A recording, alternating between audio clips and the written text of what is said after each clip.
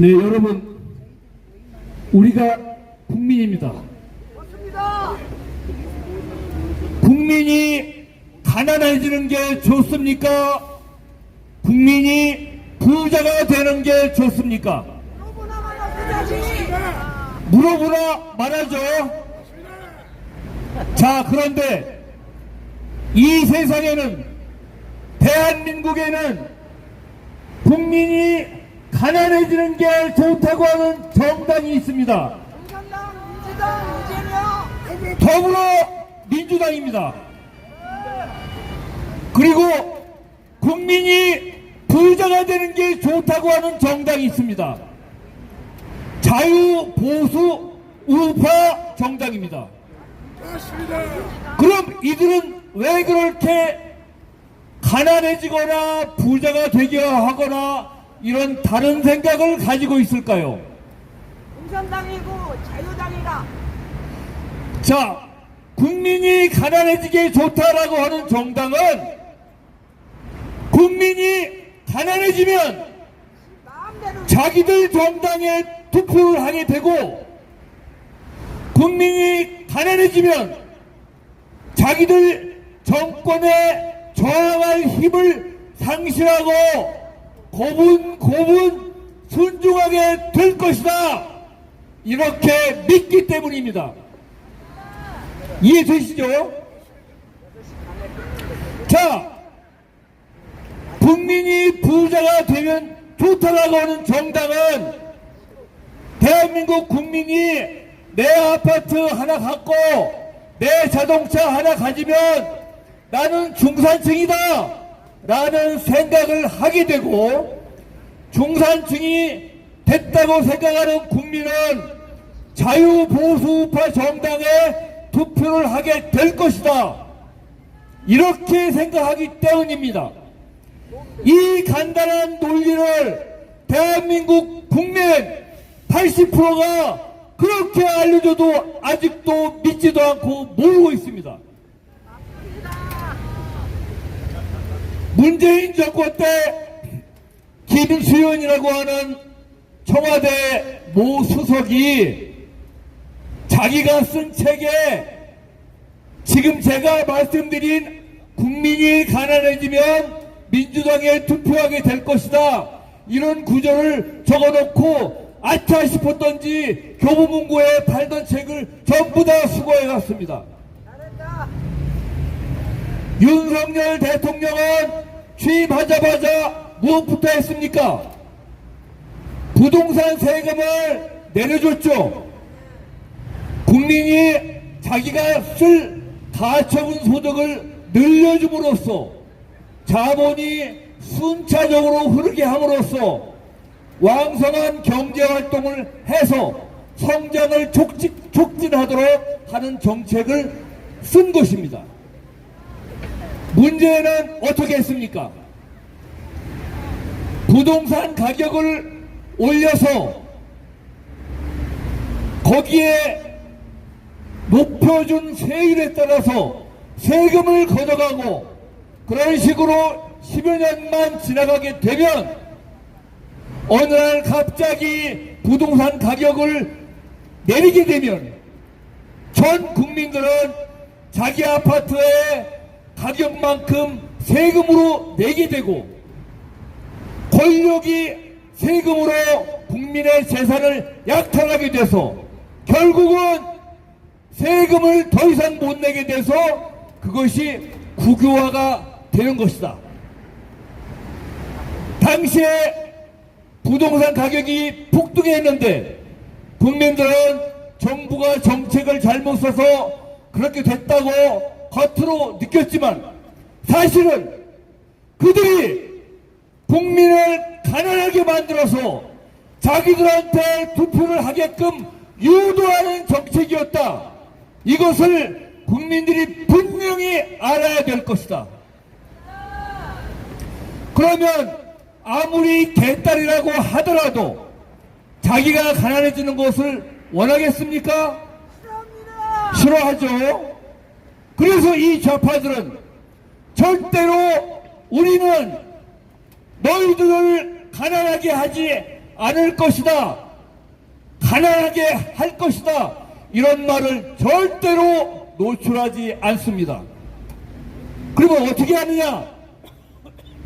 복지를 확대할 것이다. 복지 확대. 자, 그러면 대부분의 국민들은 그것이 좋은 말인 줄 알고 속아서 넘어가게 됩니다.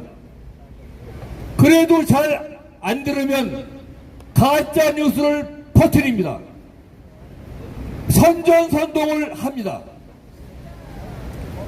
그래도 속아 넘어가는 국민이 많지 않기 때문에 그들은 자기가 권력을 잡는 것이 불가능하다고 보고 경상도 표를 분열시키고 충청도 표를 분열시키고 가짜뉴스를 퍼뜨리고 복지 확대를 한다고 해도 대한민국 국민은 6.25를 겪었기 때문에 자유보수 우파가 작게는 60%, 많게는 70%, 7대3이나 6대4가 될 것이다. 그래서 우리 좌파는 절대로 권력을 다시 잡는 것이 불가능할 것이다. 그래서 그놈들이 어떻게 했습니까? 부정선거를 하게 된 것입니다. 이제 분명히 아셨죠? 이 간단한 논리를 국민들이 아직도 모르고 있습니다. 여러분 보십시오. 남미의 좌파 정권, 아르헨티나, 베네수엘라, 가번 이설로 다 속여서 거지 나라가 됐습니다. 오늘도 베네수엘라 국민들은 쓰레기통을 뒤져서 살고 있습니다. 여러분, 북한 어떻게 됐습니까? 공산주의로 시작해서 오늘날 봉건 전체주의를 하고 있죠. 이렇게 70여 년 만에 완전히 북한 동포들은 거지가 되었습니다. 정권에 저항할 힘조차 없어서 오직 유일한 희망, 탈북하는 것 외에는 다른 방법이 없습니다. 맞습니다. 중국 어떻게 됐습니까? 중국 공산당이 자기네 인민 숫자를 정확하게 통계내지 못하고 있는 거 다 아시죠? 중국 인민의 숫자가 9억이라는 말도 있고 14억이라는 말도 있고 왔다 갔다 합니다. 어느 미국의 전문가가 이런 걸 발표했습니다.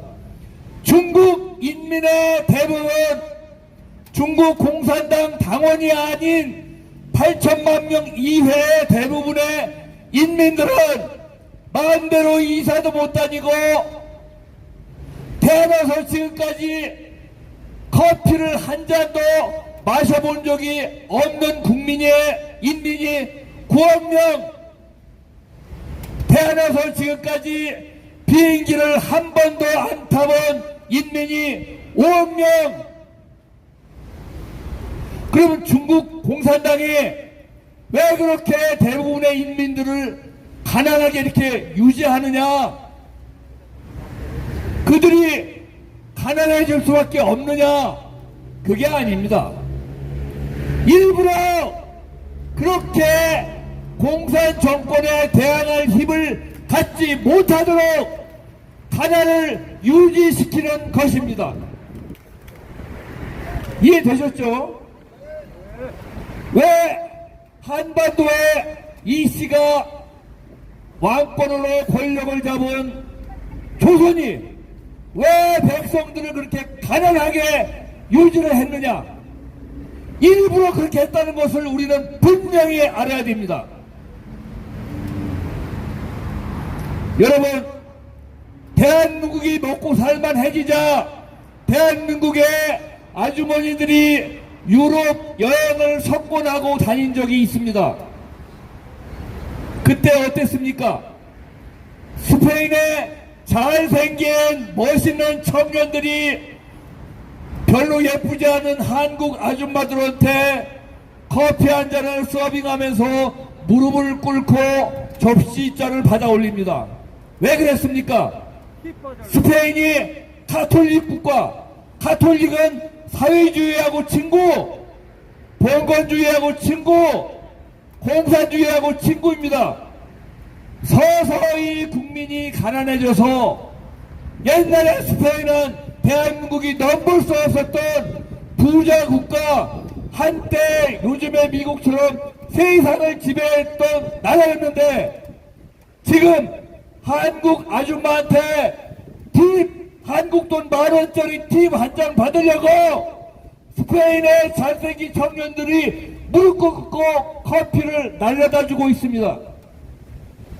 대한민국의 잘생긴 청년들이 저 짱깨 때론 중국 놈들한테 중국 돈 팁 받으려고 무릎 꿇고 커피 날라서야 되겠습니까? 안 됩니다. 이재봉 교수가 말한 대로 그놈들의 발마사지를 대한의 아름다운 딸들이 하게 해서야 되겠습니까? 안 됩니다. 절대로 안 됩니다. 동독 출신의 공산주의자 메르켈이 공산주의, 사회주의, 전체주의를 너무 좋아하다가 중국 공산당한테 기업을 다 뺏기고 러시아한테 에너지를 수입한다고 하다가 독일을, 그 강력하던 독일을 시원하게 말아먹었습니다. 이재명이 대한민국을 시원하게 말아먹도록 그냥 놔두실 겁니까?